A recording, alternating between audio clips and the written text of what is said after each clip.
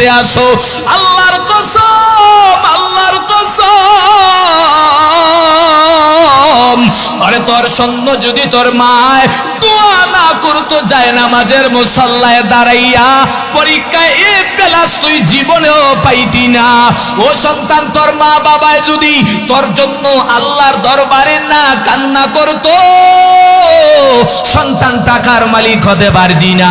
আমি মনে মনে কত ভাব দেখাইলাম, হায় আমার মতো বক্তা জামালগঞ্জে কেউ নাই, আমি তো সারা বাংলাদেশ ঘুরে বেড়াই, আমি মনে হয় আমার যোগ্যতায় বক্তা হয়েছি। ওরে আল্লাহর কসম করে বলি রে ভাই, আমার মা বাবার দোয়া যদি আজকে আমার সাথী না থাকে তো আজকে বাংলাদেশে বয়ান করতে পারতাম না। ও সন্তান, তুমি জানো না বিদেশের বাড়িতে সন্তান তুমি থাকো, ও বান্দা তুমি 1 বছর হইলে বিদেশে গেলা, তোমার মা তোমার বাবা দুই দেশের মধ্যে আছে, ঈদুল আজহা ঈদুল ফিতর দুইটা ঈদ পালন করে, কিন্তু সন্তান কিন্তু বাবায় তাকায় দেখে মায়ের মুখে হাসি নাই। বাবায় কয়, স্ত্রী আমার কেন তোমার মুখে হাসি নাই? ওরে আজকে তো ঈদের দিন, গত বছর কত আড্ডা দিছো, লাচ্ছি সময় মিষ্টি খাওয়াইলা, নিজেও খাইছো, আজকে কেন নিজে পোশাক দাও না? ও স্ত্রী আজকে মনটা কেন বেজার? মায়ের ডাক দিয়া কয়, স্বামী গো বুঝাইতে পারবো না, আমি বুঝাইতে পারবো না। ওরে আমার সোনার মানিকের নিয়া গত বছর একসাথে ঈদ উদযাপন করলাম, আজকে আমার বাবা আমার কাছে না, আমার ভালো লাগে না। আজকে যদি আমার বাবায় থাকতো, হায় আজকের ঈদের দিনটা কত আনন্দ হয়ে যাইত।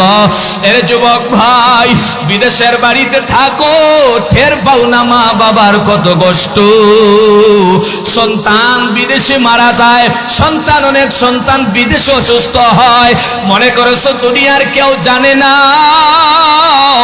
আল্লাহর কসম করে বলি রে যুবক ভাই, ও হবিগঞ্জের যুবক, তুমি বিদেশে সন্তান মারা গেছে, দুনিয়ার কেউ যদিও না জানে, আমার আল্লাহ কুদরতি ভাবে মায়ের দিলের ভিতরে ধাক্কা দিয়া দেয়, ঠিক কিনা? বিদেশেতে যদি কারো ছেলে মারা যায়, দুনিয়ার কেউ জানার আগে আগে জানে মা। ঠিক কিনা জুড়ে বলেন? পৃথিবীর কেউ জানে না, কেউ জানেই না সন্তান মারা গেছে, সন্তান বিপদে আছে, কিন্তু আল্লাহ ইলহামের মাধ্যমে মায়ের দিলের ভিতরে একটা নাড়া দিয়া দেয়, মায়ের দিলের ভিতরে একটা ধাক্কা দিয়া দেয়, মা ছটফট করে, কিছুই ভালো লাগে না। স্বামী কয়, কেউ ঘুমাও না কেন? কয়, স্বামী আমার ভালো লাগে না, আমার কেমন জানি অস্থির অস্থির লাগে, স্বস্তি পাচ্ছি না, দিলে শান্তি পাচ্ছি না।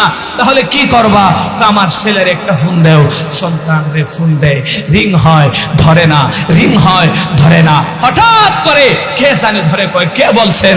বলে আমি মোবাইলওয়ালার বাবা বলছি। হায় হায়, লেট করে ফেলছেন, আপনার সন্তান তো 2 ঘন্টা আগেই দুনিয়া থেকে বিদায় হয়ে গেছে।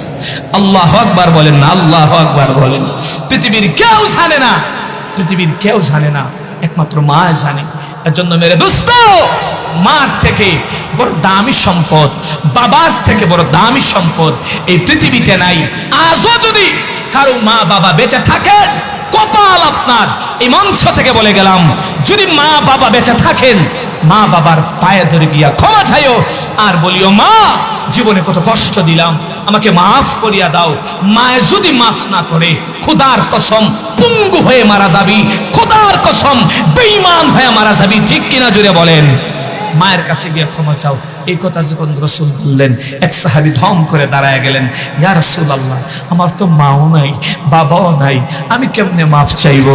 আল্লাহ রাসূল কান্দে না, কয়, সাহাবী তুমি বড় এতিম, তোমার মাও নাই বাবাও নাই, যাও তোমার মা বাবার কবরের সামনে গিয়া স্ট্রংলি দাঁড়ায়া চোখের পানি ফালায়া অন্তর থেকে মায়ের জন্য যদি বলতে পারো রব্বির হামহুমা কামা রব্বায়ানি সগীরা। এই তো তেলাওয়াতকৃত আয়াত বনি ইসরাঈলের 23 নম্বর আয়াতের শেষের দিকে আল্লাহ বলেন, কেউ যদি এই তো দোয়াটুকুন পড়তে পারে রব্বির হামহুমা কামা রব্বায়ানি সগীরা, আর যদি মায়ের জন্য দোয়া করে, তাহলে সন্তানের দোয়ার খাতিরে আল্লাহ মা বাবাকেও মাফ করে দেন। যারা বলেন না সুবহানাল্লাহ। আমার মুহতারাম চলে এসেছেন, লম্বা কথা বলছি না, পরিশেষে এতটুকুনি বলবো, মা বাবাকে সম্মান করবেন তো ইনশাআল্লাহ? যারা বলেন করবেন তো ইনশাআল্লাহ? এমন কোন ব্যক্তি আছেন যে আজকে থেকে মৃত্যুর আগ পর্যন্ত মা বাবার সাথে আর ধমক দিয়া কথা বলবো না? কে আছেন? হাত তুলেন তো দেখি। আল্লাহ কোরআনে বলেন ওয়াখফিজ লাহুমা জানাহাদ দুল্লি মিনার রাহমা। মা বাবার সাথে বিনত অবস্থা, মা বাবার সামনে তুমি থাকো মরা। মরা বুঝেন? মরা বুঝেন? মরা মানছে কথা কইতে পারে, শোক রাঙ্গাইতে পারে। যারা বলেন শোক রাঙ্গাইতে পারে, মা বাবার সাথে বিনয়ের সাথে বিনয়ের ডানা মেলে দেও। বিনয়ের ডানার কথা কেন বললেন? মুফাসসিরিন কেরাম তাফসীর কিতাবে অনেক লেখছেন যে ওনারা বিনয়ের ডানা থাকে পাখির, মানুষের ডানা নাই। পাখি দিয়া আগে আরবের যুগের মানুষেরা, জাহিলি যুগের মানুষেরা আগে পাখি দিয়া মানুষের ভাগ্য পরিবর্তন, ভাগ্য নির্ধারণ করত। এজন্য পাখির কথা আল্লাহ বলেন, পাখি যেইভাবে ডানা আছে, ডানা যেইভাবে সন্তান মায়ের সামনে বিছায়া দেয়, তুমিও মানুষ, সন্তান মায়ের সাথে একেবারে নরম, মায়ের